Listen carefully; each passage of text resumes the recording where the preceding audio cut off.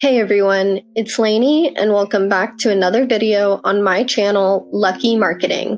Today, I'm going to be doing a continuation of my last video where I was talking about how to edit and create gaming videos.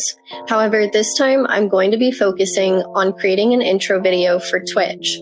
Now, the max time an intro video can be is 1 minute, so while my intro video is not displayed as such on my channel, it's the only video I currently have up due to posting more highlight reels and other content on my gaming channel for YouTube.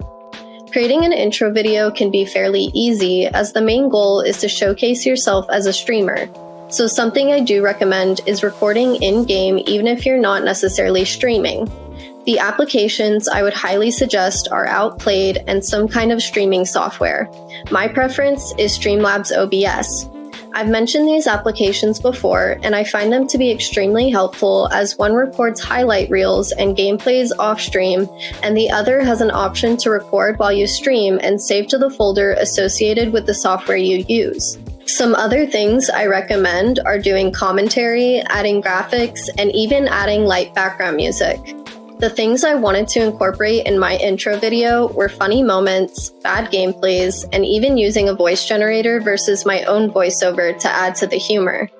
You can use various tools for recreating these things, like Canva for graphics, searching up voice generators on Google, and either recording through Canva or doing a screen recording, and even clipping videos from YouTube as long as it's within copyright laws. The one downside, though, is that the process can be fairly tedious if you're not familiar with video editing. Some tips I find helpful, though, is to create a folder on your desktop strictly for what you want to go into your video. You can drag and drop your clips into Premiere Pro and cut down the ones where you want to showcase certain things.